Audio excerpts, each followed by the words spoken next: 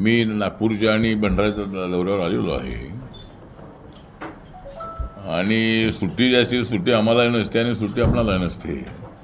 त्यामुळं सुट्टीचा दिवस असलाही तरी अचानक आपणाला या ठिकाणी बोलवलेलं आहे आणि आज मी आपल्या पवनीमध्ये चाललेलो आहे. त्या ठिकाणी गोसीखुर्द धरण जे आहे त्याची पाणी मी करणार आहे. तर एका कार्यक्रमाच्या निमित्तानं मी इथं आलो होतो आणि डॉक्टर सुखदेव थोरात यांची भेट मी घेतली. ते आपल्या UGCचे चेअरमन होते, PE सोसायटीचे ते उपाध्यक्ष आहेत आणि त्या सोसायटीचा मी अध्यक्ष आहे PE सोसायटीचा. त्यांची तब्येत मध्यंतरी ठीक नव्हती, त्यामुळे त्यांना भेटून आलो. त्यामुळे येण्यासाठी थोडा वेळ लागलेला आहे. तर आज देशामध्ये काही लोक अशी मागणी करतायत की आरक्षण रद्द करा. तर आरक्षण रद्द करण्याची मागणी करण्याचा कुणालाच अधिकार नाही. ठीक आहे, व्यक्ती स्वातंत्र्य आहे, भूमिका मांडण्याचे स्वातंत्र्य आहे, पण संविधानाने दिलेलं जे आरक्षण आहे ते आरक्षण रद्द करा अशा पद्धतीची मागणी करण्याचा कुणाला अधिकार नाही. आणि अशा पद्धतीची मागणी करणारे जे लोक आहेत त्यांनी मागणी ही करावी, आम्हाला आरक्षण द्या. ज्यांना मिळत नाही त्यांना आरक्षण मिळालं पाहिजे अशा पद्धतीची मागणी होऊ शकते. पण घटनेने दिलेलं आरक्षण रद्द करा अशा पद्धतीची मागणी करणारे लोक जे आहेत ते राष्ट्रद्रोही आहेत. त्यांनी अशा पद्धतीनं संविधानाचा अपमान करू नये अशी आमची भूमिका आहे. एक तर आपल्याला माहीत आहे की संविधान सभेमध्ये बाबासाहेब आंबेडकरांनी दलित आणि आदिवासींच्या आरक्षणासाठी फार मोठा संघर्ष केलेला होता आणि त्यावेळेला संविधान सभेमध्ये असणारे मेंबर आणि पक्ष आरक्षणाला पाठिंबा द्यायला तयार नव्हते. पण बाबासाहेब आंबेडकरांनी मात्र दलित आणि आदिवासींना का देणं आरक्षण आवश्यक आहे, ते सोशली, इकॉनॉमिकली, शैक्षणिक ते बॅकवर्ड आहे आणि अनटचेबल म्हणून त्यांच्यावर फार मोठा अन्याय झालेला आहे. त्यामुळं त्यांना न्याय द्यायचा असेल तर आरक्षणाच्या माध्यमातून त्यांना न्याय मिळू शकतो.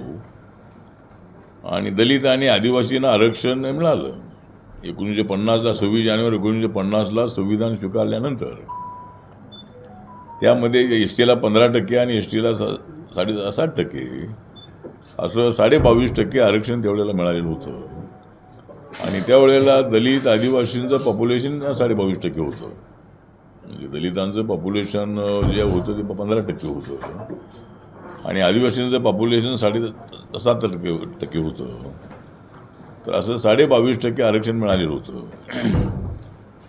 त्यावेळेला बाबासाहेबांचं मत होतं की ज्या समाजामध्ये इतर उच्चवर्णीय जातीयांमध्ये इकॉनॉमिकली बॅकवर्ड असणारे अनेक कुटुंब आहेत आणि त्यांचा विचार होणं आवश्यक आहे अशी बाबासाहेबांची भूमिका होती. पण त्यावेळेला काही ते शक्य झालं नव्हतं. कालेलकर कमिशन जे आहे, कालेलकर कमिशन नेमलं होतं की देशामध्ये कोणत्या जाती बॅकवर्ड आहे, शिक्षणामध्ये, आर्थिकदृष्ट्या कोणत्या जाती मागास आहेत.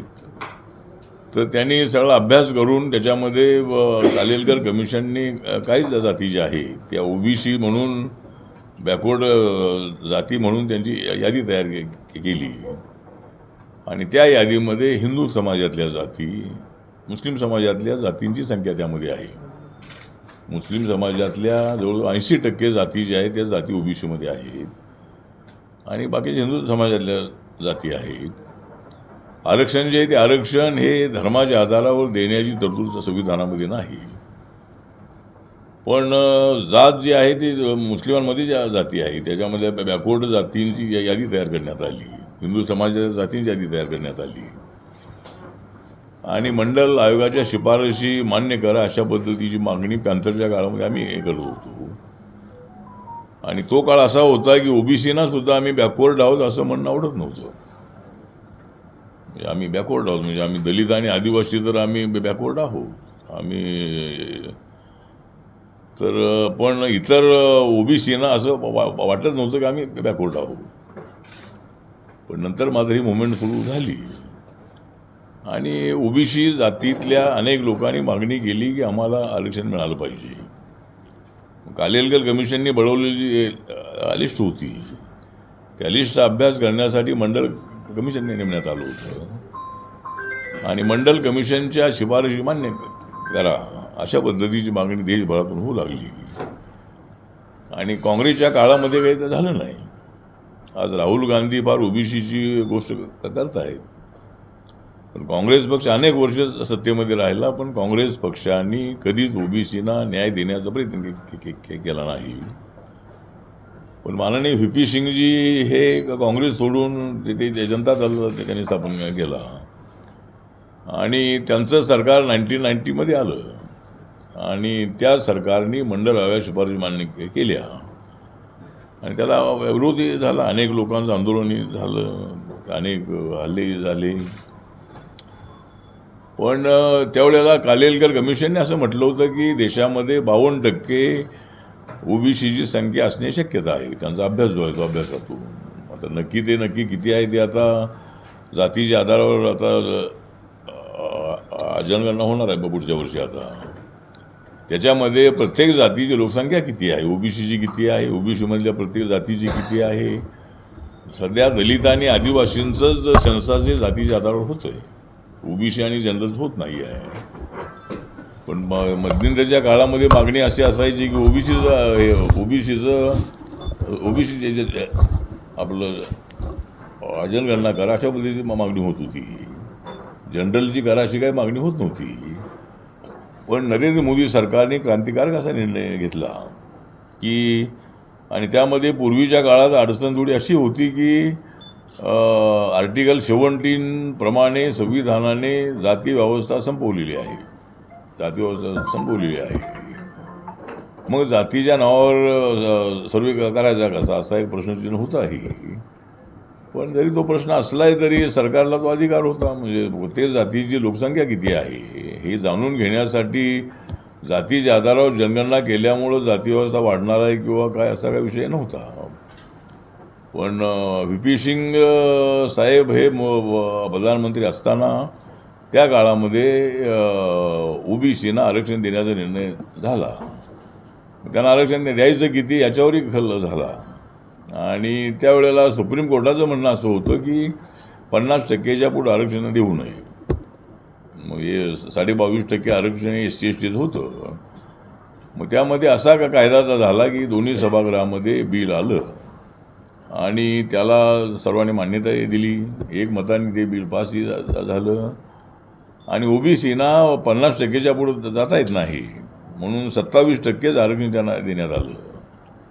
आणि सध्या आरक्षण जे आहे ते 15 + 15 + 7.5 + 27 असं मिळून टोटल 49.5% आरक्षण सध्या आहे. आणि त्यानंतर मग आमच्या पक्षाच्या वतीनं पॅंथरच्या काळापासून मी मागणी केली होती की SC/STच्या आणि ओबीसीच्या आरक्षणाला धक्का न लावता इतर जातीमध्ये सुद्धा उच्चवर्णीय जाती आहेत, पण त्या जातीमध्ये सुद्धा इकॉनॉमिकली बॅकवर्ड असणाऱ्या कुटुंबांची मोठी संख्या आहे. सगळेच लोक श्रीमंत नाही. गावामध्ये जरी काय मराठा समाज किंवा जे शेतकरी मोठे शेतकरी असलेही तरी अनेक शेतकरी असे आहेत की त्यांना 5-10 एकर जमीन आहे. त्या ठिकाणी पाऊस आला नाही तर त्यामध्ये काय पीक येत नाही आहे किंवा जास्त पाऊस आला तर पीक उद्ध्वस्त होतं आहे. त्यामुळं म्हणजे अशी अनेक कुटुंब आहेत की ज्यांचं उत्पादन 8 लाखाच्या आतमध्ये आहे. ओबीसीनं आरक्षण देताना सुद्धा 8 लाखाच्या आतमध्ये ज्या कुटुंबाचं उत्पादन आहे त्या ओबीसी कुटुंबाला आरक्षण मिळालेलं आहे शिक्षणामध्ये आणि नोकऱ्यामध्ये. तर आता जो आणि मी आकडे आपल्याला सांगतो की SC/STचं पॉप्युलेशन आता 16.6% ऐसीचं पॉप्युलेशन 11च्या जनगणनेप्रमाणे आणि 8.4% आरक्षण हे ट्रायबलचं आहे. पॉप्युलेशन आहे ते 8.4% आहे. तर दोघांचं मिळून पॉप्युलेशन आहे हे 25% आहे. आणि ओबीसीचं जर आपण पकडलं 52, आता ते किती 50 असेल, 49 असेल, 53 असेल, या जनगणनेनंतर नक्की आकडा कळेल. पण कालेलकर कमिशनचा जर आपण त्यांच्या अभ्यासातून त्यांनी दिलेला जो आकडा पकडला तर 52% ओबीसी आणि 25% SC/ST. तर या दोघांची पॉप्युलेशन मिळून होते 57%. हे दोघांचे मिळून पॉप्युलेशन होते 77% होते. तर ज्यांचं पॉप्युलेशन 77% आहे त्यांना आरक्षण मिळते 49.5%, आणि ज्यांची आबादी राहिलेली आहे 23% हाय कास्टची त्यांच्यासाठी 50.5% जागा आहेतच. रिझर्वेशन नाही, पण त्यांना 50.5% जागा त्यांच्यासाठी आहेतच. तर आता आरक्षणाला विरोध करणाऱ्यांना आमचा इशारा आहे की आरक्षणाला विरोध तुम्हाला करता येणार नाही. तुम्हाला मागणी करायची आहे, तुम्ही मागणी करा. त्याच्यामध्ये काय सुधारणा करायची आहे त्या संबंधात तुम्ही मागणी करू शकता, पण आरक्षण रद्द करा अशा पद्धतीची मागणी अत्यंत चुकीची आहे. आणि अशी मागणी करणाऱ्यांवर सरकारने कठोर कारवाई करावी अशी रिपब्लिकन पक्षाची मागणी आहे. ज्या ज्या ठिकाणी याला विरोध करण्याचा प्रयत्न झालेला आहे त्यांच्यावर ॲक्शन झाली पाहिजे अशा पद्धतीची आपली या संबंधामधली मागणी आहे. आणि आता एक मराठा समाजाचा आरक्षणाचा विषय आहे, त्यामुळं मराठा समाजाचं मनोज जरांगे पाटील यांचं आंदोलन त्यांनी अत्यंत तीव्र मागच्या वेळेला केलेलं होतं आणि अनेक वेळेला त्यांनी उपोषण केलेलं आहे. त्याच्यामध्ये आमचं म्हणणं एवढंच आहे की मराठा समाजाला आरक्षण देताना ओबीसीवर अन्याय होऊ नये ही भूमिका सरकारची आहे, आमची पण आहे. मराठा समाजालाही मिळालं पाहिजे आणि ओबीसीवर अन्याय होऊ नये. मग आता एकनाथ शिंदे मुख्यमंत्री असताना, देवेंद्रजी डेप्युटी सीएम असताना मराठा समाजाला राज्याचं 10% आरक्षण दिलेलं आहे. सारथी ही जी संस्था आहे त्याला बजेट मोठं दिलेलं आहे. त्या मुलांसाठी हॉस्टेलची स्कीम त्यामध्ये आहे, ओव्हरसीज स्कॉलरशिपची स्कीम आहे आणि स्किल ट्रेनिंगची स्कीम आहे. त्यामुळं अनेक माध्यमातून मराठा समाजातल्या तरुणींना मदत करण्याच्या संबंधामध्ये सारथी आहे. तर आता माननीय जरांगे पाटील यांची मागणी रास्त आहे की गरीब मराठ्यांना आरक्षण मिळालं पाहिजे. म्हणजे ही मागणी सर्वात अगोदर आपण केलेली आहे. ज्यावेळेला मराठा समाज हा आपण बॅकवर्ड आहोत किंवा आम्हाला आरक्षण दे अशा पद्धतीची मागणी त्याच्या मनामध्ये कधी आली नव्हती, त्यावेळेला मराठा समाजातल्या 8 लाखाच्या आतमध्ये उत्पादन असणाऱ्यांना आरक्षण द्या अशा पद्धतीची मागणी आम्ही नामांतराच्या काळामध्ये गेलेली आहे. मराठवाडा विद्यापीठाला बाबासाहेबांचं नाव देण्याच्या मागणीसोबतचे आमचे मोर्चे निघाले. त्याच्यामध्ये गरीब मराठ्यांना आरक्षण द्या ही सुद्धा आमची मागणी असायची. तर आता मराठा समाज जागृत झालेला आहे. मराठा समाजामधून मागणी सातत्यानं होत आहे. आता त्यामध्ये केंद्राकडून अडचण अशी आहे की केंद्राने दिलेलं 10% आरक्षण जे आहे या 10% आरक्षणाचा मराठा समाजाने फायदा घ्यायला काही हरकत नाही. म्हणजे 10% आरक्षण जे आहे ते SC ST OBC सोडून बाकीच्या ज्या जातीमध्ये हिंदू असतील, मुस्लिम असतील, ख्रिश्चन असतील, जैन असतील, कोणी असतील, त्यामध्ये धर्माची अट अजिबात नाही. म्हणजे मुस्लिम समाजाला भडकवण्याचा प्रयत्न होतो की हे मोदी सरकार मुस्लिम विरोधी आहे, असं अजिबात नाही आहे. सबका साथ सबका विकास ही त्यांची भूमिका आहे. त्यानंतर सगळ्या ज्या योजना आमच्या आहेत त्या मुस्लिम समाजाला लागू आहेत. असा काय त्यामध्ये GR उल्लेख नाही की मुसलमान असेल तर त्याला देऊ नका म्हणून. बाकी कोणाची भाषणं काय होत असतील ते होत असतील, पण कायदा जो आहे तो कायदा हा सगळ्यांसाठी आहे. किंवा 10% आरक्षणामध्ये जे नॉन OBC मुस्लिम आहे, जे OBC यादीमध्ये नाही, अशा मुस्लिम जातीमधल्या 8 लाखाच्या आतमध्ये उत्पादन असणाऱ्यांना त्याचा फायदा होतो आहे. तर त्याचा आता फायदा राज्यामधलं आरक्षण वेगळं आहेच आहे. तर आता मराठा समाजाची किती लोकसंख्या आहे याची सुद्धा माहिती आपल्याला मिळेल आता. म्हणजे नक्की त्यांचे ते म्हणतात 35-40% आहे. तर जेवढी असेल तेवढी असेल, त्याबद्दल आपलं काय कोणाचा ऑब्जेक्शनचा विषय नाही आहे. पण नक्की मराठा समाज किती आहे, OBC समाज किती आहे, ब्राह्मण समाज किती आहे, लिंगायत समाज किती आहे, जैन समाज किती आहे, बौद्ध समाज किती आहे, तर या सगळ्यांची माहिती आता या जनगणनेतून आपल्याला मिळणार आहे. म्हणून मला असं वाटतं की अशी मागणी आरक्षण रद्द करा अशी मागणी होऊ नये. सध्या प्रत्येक जातीला आरक्षण मिळतं आहे आणि आमचं आरक्षण काढण्याचा कोणाला अधिकार नाही. आमचं संविधानिक असणारं ते आरक्षण आहे. किती दिवस द्यायचं असं लोकांचा प्रश्न आहे. पण संविधानामध्येच तरतूद अशी आहे की जे शिक्षणाचं आणि नोकऱ्याचं आरक्षण आहे त्याला 10 वर्षाची अट नाही, त्याला फक्त पॉलिटिकल आरक्षण आहे. लोकसभा, विधानसभा या ज्या जागा आहेत त्या जागासाठी 10 वर्षानंतर एकदा लोकसभेत राज्यसभेत बिल येतं आणि त्याला मुदतवाढ देण्यात येते. त्यामुळं या नोकऱ्याच्या आणि शिक्षणाच्या आरक्षणाला 10 वर्षाची अट अजिबात नाही. आणि त्यामुळं मला असं वाटतं की आम्हाला जातीच्या आधारावर आरक्षण मिळालेलं आहे, आमच्यावर पिढ्यानपिढ्यापासून अन्याय झालेला आहे आणि कुणाला द्यायचा हा वाद आमच्या दलितांमध्ये नाही. म्हणजे आता काय लोकांचं म्हणणं आहे ना की क्रिमिनल लावा, तर क्रिमिनल लावण्याला आमच्या पक्षाचा तीव्र विरोध आहे. दलित आदिवासींना क्रिमिनल अजिबात लावता कामा नाही. ओबीसीना लावण्यात आलेलं आहे. ओबीसीना 8 लाखाच्या उत्पादनाचं क्रिमिनल लावण्यात आलेलं आहे. दलित आणि आदिवासींना मात्र अजिबात ते लावता कामा नये. ते लावण्याचा प्रयत्न झाला तर देशामध्ये मोठं आंदोलन होईल.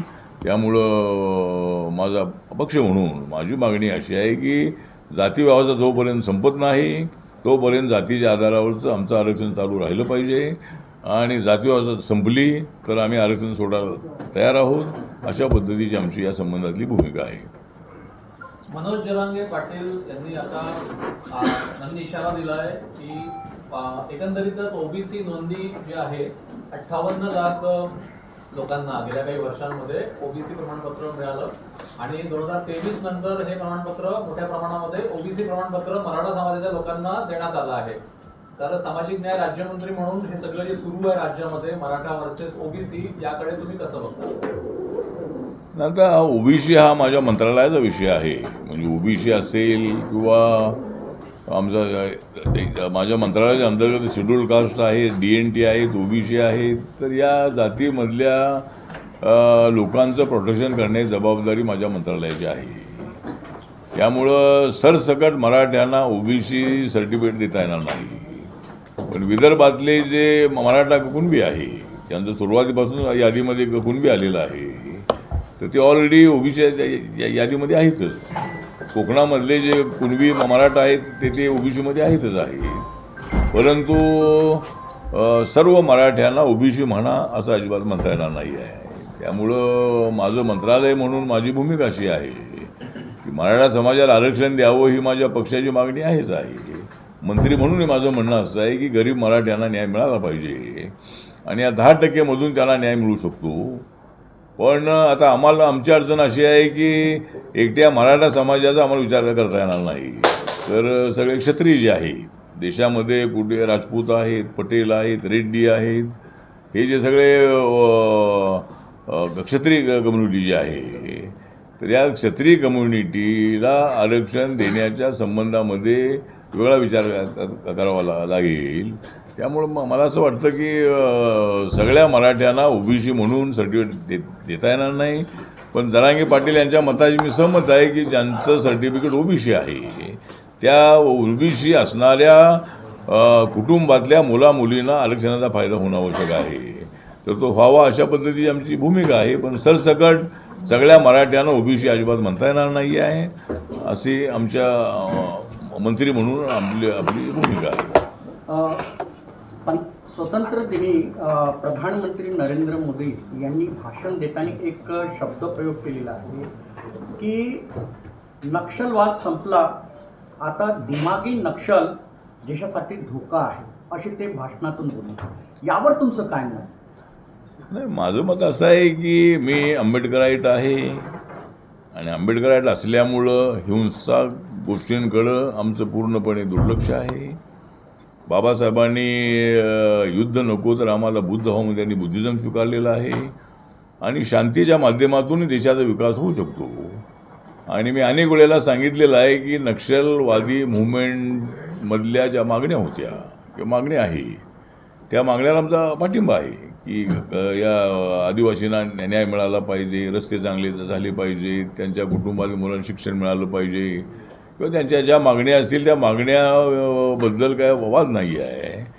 पण जो त्यांनी मार्ग हिंसेचा स्वीकारलेला आहे तो मार्ग आंबेडकराईट म्हणून आम्हाला मंजूर नाही आणि या मार्गाने जाऊन अजिबात कधीही न्याय मिळत नाही आहे.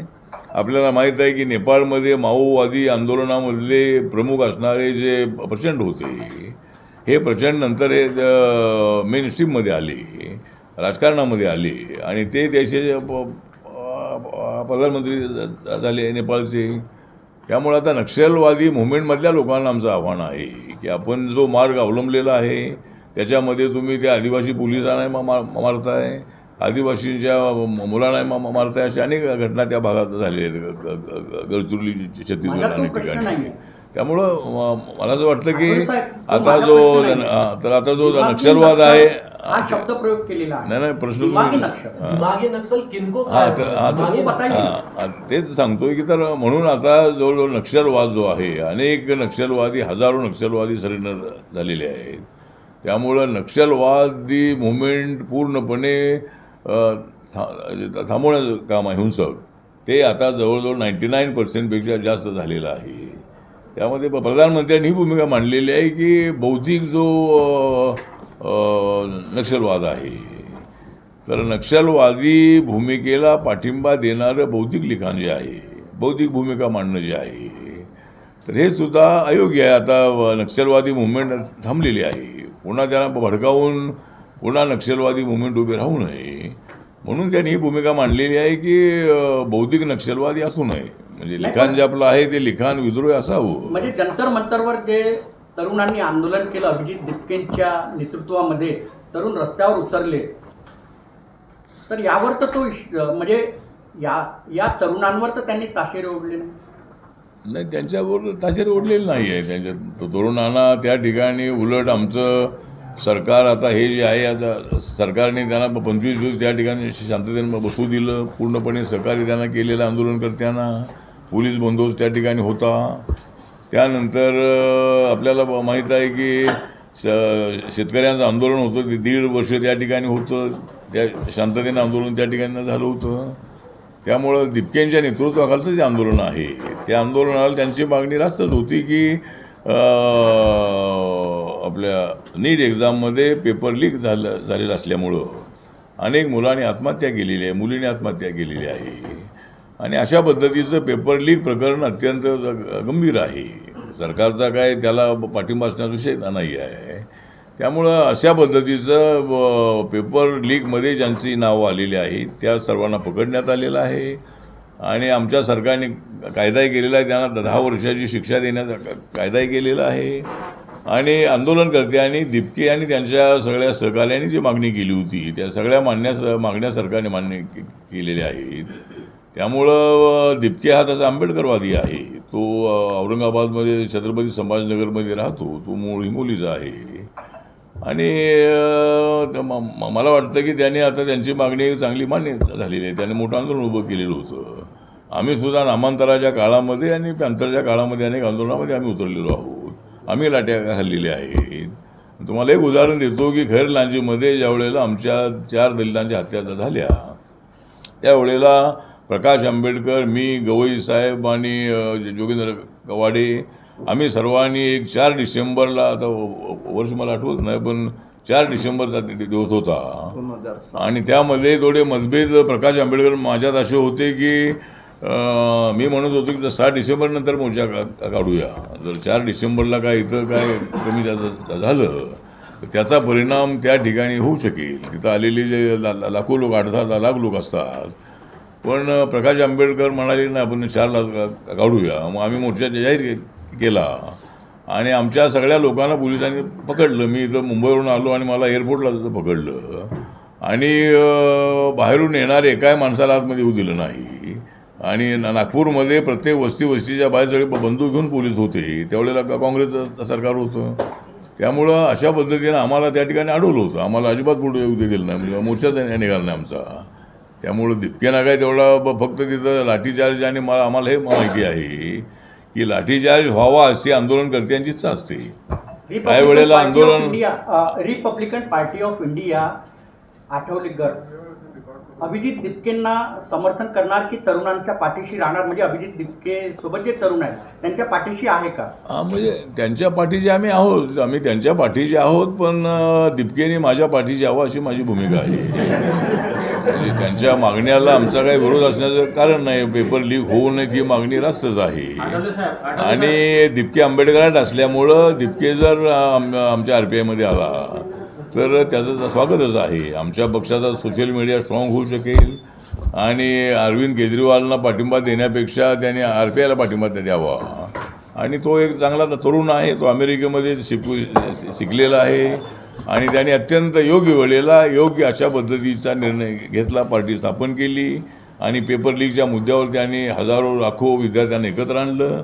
ही बाब अत्यंत मोठी बाब आहे आणि तो त्याचं नेतृत्व करणारा आमचा आंबेडकराईट असणारा हा अभिजित दिप्ते होता. त्यामुळं आता मला असं वाटतं की त्यांनी आम्हाला सहकार्य करावं. त्यांच्या मागण्याला विरोध असण्याचं कारण नाही. आता काल मुंबईमध्ये काय त्या ठिकाणी त्या आपल्या न्यायालयाच्या भरतीमध्ये काहीतरी हे काय अडचणी आल्या, त्या विद्यार्थ्यांनी आंदोलन हे केलेलं आहे. त्यांच्या मागण्याला आमचा विरोध नाही. आता शाळा चांगल्या असाव्यात त्यासाठी आमचा प्रयत्न आहेच. म्हणजे शाळा चांगली असावी, मुलांना ते सगळ्या सुविधा असाव्यात, या त्यांच्या मागण्या आपल्याला सगळ्या मान्य आहेत. आता तुम्ही म्हणाले की जनगणनेचा विषय सुरू आहे, दुसऱ्या टप्प्यातली जनगणना होत आहे. तुम्ही बोलले की ओबीसीचा तुमच्या खात्याशी संबंध आहे. या जनगणनेमध्ये ओबीसीचा समावेश नाही, त्याच्यामुळे स्वतंत्र जातनिहाय जनगणना होणार नाही असं जवळपास स्पष्ट आहे. ओबीसी काय म्हणाले? जातीची जनगणना स्वतंत्र होणार नाही. हां, जातीची गणना स्वतंत्र होणार नाही. जातनिहाय जनगणना होणार नाही. एससी एसटी असे दोनच कॉलम आहेत. नाही तर जातीसंदर्भातला column नाही एस सी एस टी त्याच्यातला. नाही. पूर्वीच्या काळामध्ये SC STचंच सेन्सस होत होतं. आता सरकारने कायदाच केलेला आहे की सर्व जातीचं सेन्सस करायचं ते आहे. तोच कॉलम नाहीये ते. त्यामुळे आता जो कॉलम आहे तो येईल, अजून सुरू झालेला नाही. झालंय आता ना, फक्त जनगणना सुरू झाली आहे. जातीच्या कॉलम आहे पण ओबीसी नाही. लद्दाख हां, ठीक आहे ना. लद्दाख आणि तो जो भाग आहे हां, जर असं तिकडचा, असेल तर आता आपण चांगली माहिती दिलेली आहे की त्याच्यामध्ये SC ST OBC आणि जनरल अशा पद्धतीचा कॉलम असले पाहिजे. आणि नाही, SC ST आहे नाही. ओबीसीच्या जागी फक्त जात आहे. तर जातीची हां, मग ठीक आहे ना. ते जर OBC जर नसेल, आता मला माहीत नाही, पण सेन्ससच्या यादीमध्ये जनगणनेच्या सरकारने कायदाच केलेला आहे की जातीच्या आधारावर जनगणना करायची. त्यामुळं जनगणना आयोग आणि सेन्सस कमिशननी जर त्यामध्ये काही त्रुटी असतील तर नक्की मी दिल्लीला गेल्यानंतर मी त्यांच्याशी बोलणार आहे. आणि सरकारने जर असा निर्णय घेतला आहे सगळ्यांचं सेन्सस करायचं आहे, तर तिथं SC ST OBC आणि ते जनरल अशा पद्धतीची जर कॉलम असले तर त्यामुळं त्याच्यामध्ये सगळे आपल्याला कोणत्या जातीचं किती पर्सेंटेज आहे त्याची माहिती आपल्याला मिळेल. OBCची किती आहे ती मिळेल आणि OBCमधल्या प्रत्येक जातीची किती आहे ती माहिती आपल्याला मिळेल. सर तुम्ही सगळ्या देशांच्या असमर्थाचं समर्थन करत कारण की त्यांनी तरुणांना काँग्रेस म्हटलेलं आहे. तरुणांना काँग्रेस बनलेलं आहे, ज्या पद्धतीने बनवलेलं आहे. आता जे माननीय आदरणीय जे आपले चंद्रकांत आहे, जे सुप्रीम कोर्टाचे चीफ जस्टिस आहे, त्यांचं स्टेटमेंट 1-2 दिवसापूर्वी झालेलं आहे की मी कॉक्रोच म्हणालो होतो त्या संबंधात गैरसमज झालेला आहे. त्यामुळं आता आजचे तरुण हे कॉक्रोच आहेत अशा पद्धतीचं माझा बोलण्याचा विषय नव्हता असंही त्यांनी सांगितलेलं आहे. पण तो धागा पकडून अभिजित दिपकेने कॉक्रोच जनता पार्टी स्थापन केली आणि आम्ही कॉक्रोच नाही, आम्ही संघर्ष करणारे आम्ही तरुण आहोत हे त्यांनी त्यातून दाखवण्याचा प्रयत्न केलेला आहे. आणि सरकारने त्याच्या मागण्या मान्य केलेल्या आहेत. म्हणजे तिथं अमित शहा यांनी गोळीबाराचा आदेश दिला होता असं राहुल गांधी म्हणत आहे. तिथं गोळीबार झालेलाच नाही आहे. आणि आम्हाला माहिती आहे की आम्ही बॅरिकेड तोडून पुढं जाण्याचा प्रयत्न केला की पोलीस लाठीमार करतात. त्यांच्यावर दगड मारले की पोलीस आमच्यावर लाठीमार करत असतात अशी परिस्थिती आहे. त्यामुळं शांततेनं आंदोलन झालं असतं तर लाठीमार होत नव्हता. याचा अर्थ मी लाठीमाराचं समर्थन करत नाही आहे. पण नंतर पोलिसांनी जे काही एका विद्यार्थ्याला 8-10 पोलीस मारतायत ही आपण दृश्य काही ठिकाणी बघितली तिथं. तर अशा पद्धतीचं स्फूर्तपणा जो आहे तो योग्य नाही. त्यामुळे ज्या पोलिसांनी अनावश्यक लाठीचार्ज केला असेल त्याची चौकशी होऊन त्यांच्यावर कारवाई झाली पाहिजे अशा पद्धतीची आपली सूचना आहे. पण अमित शहाने आदेश बिलकुल दिले नव्हते.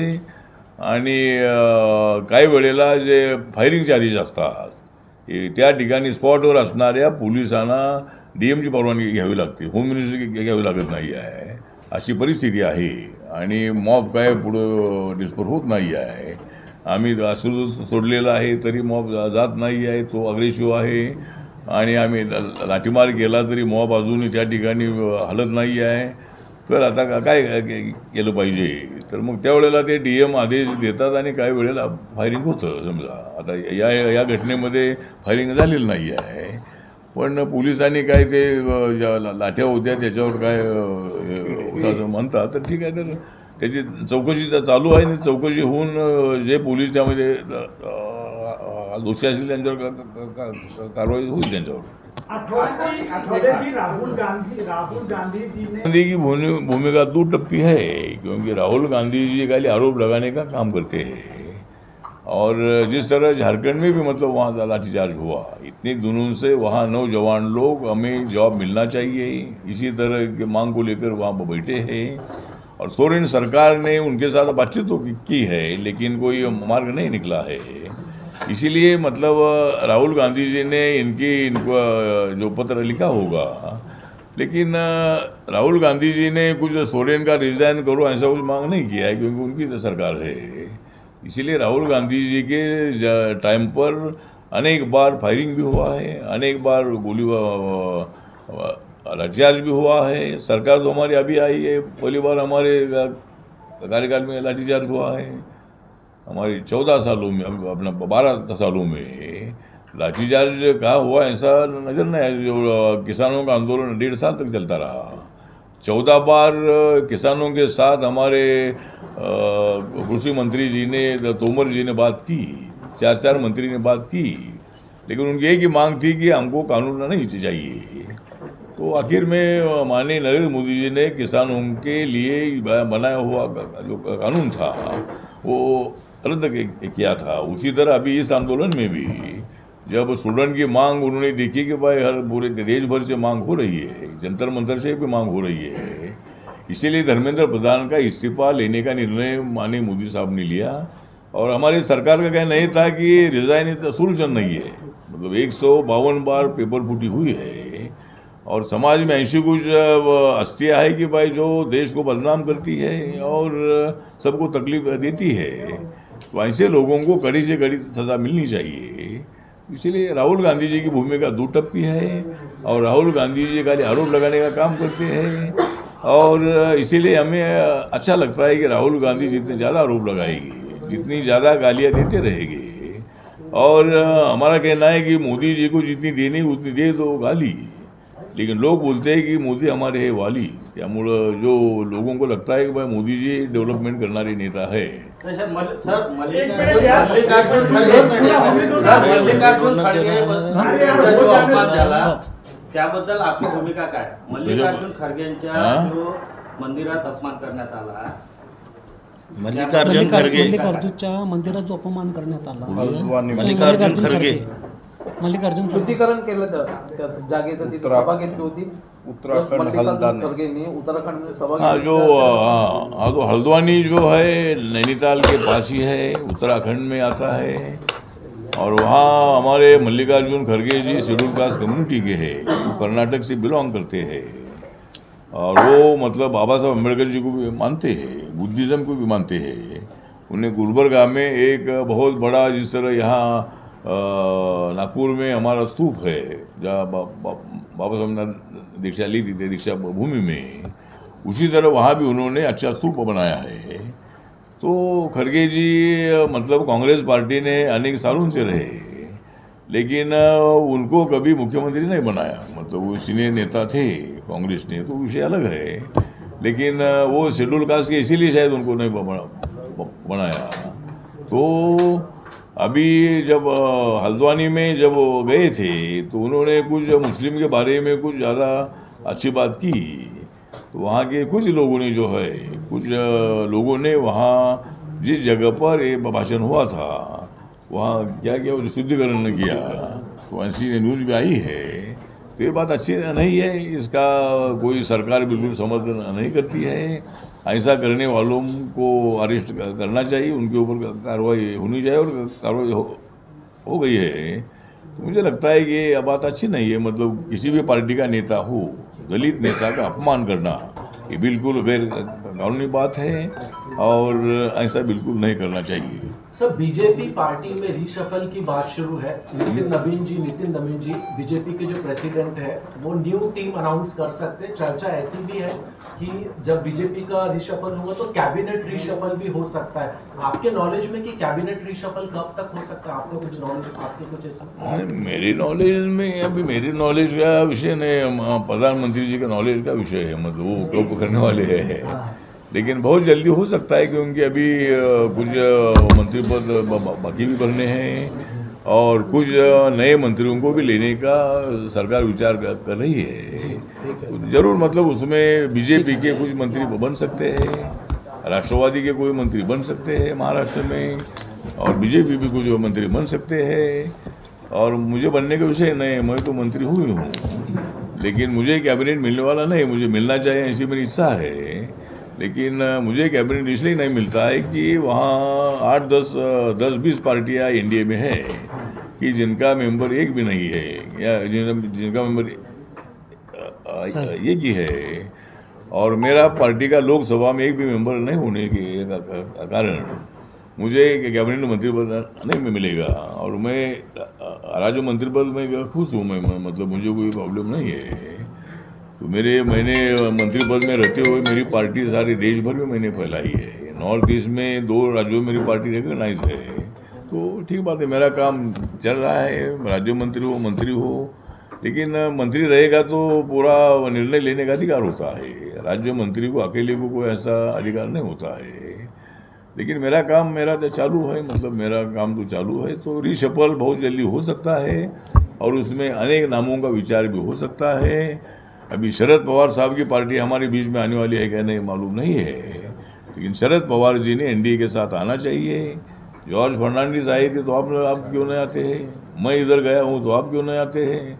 आपने आना चाहिए। मतलब यहाँ देश के विकास के लिए वैचारिक मतभेद हो सकते हैं, हमारे वैचारिक मतभेद है। हम हर मुद्दे पर कांग्रेस पार्टी के साथ भी थे, तब हर मुद्दे पर हमारा एकमत नहीं था, लेकिन यूपीए में हमारी पार्टी थी। और अभी मतलब यहाँ एनडीए में हमारी पार्टी है, तो मेरी पार्टी का अलग एजेंडा है। मेरी पार्टी बाबा साहब का नीला झंडा लेकर आगे चल रही है। मैं कोई बीजेपी में नहीं गया हूँ, मैं बीजेपी के साथ हूँ।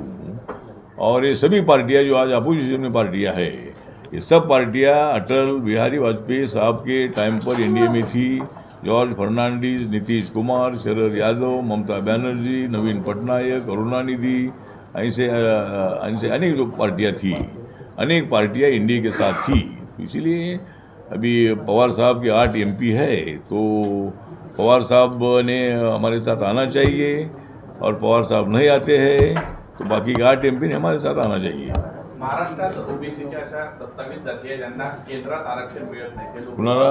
महाराष्ट्रातील अनेक अशा 27 जाती आहे ज्यांना केंद्रात आरक्षण मिळत नाही, ते लोक तुम्हाला भेटले सुद्धा, त्यांनी निवेदन सुद्धा दिलेलं आहे। हां, ते नाही, आता ओबीसीच्या ज्या आरक्षण मिळत नाही म्हणजे आमच्या यादीमध्ये ज्या जातींची नावं आहेत त्यांनाच आरक्षण मिळतंय। काना मात्रा इकडे झालेल्या अनेक जाती आहेत, आणि एक ओबीसीचं शिष्टमंडळ मला दिल्लीमध्ये भेटलं, त्यांनी 27 जागा ज्या आहेत, 57 किती आहेत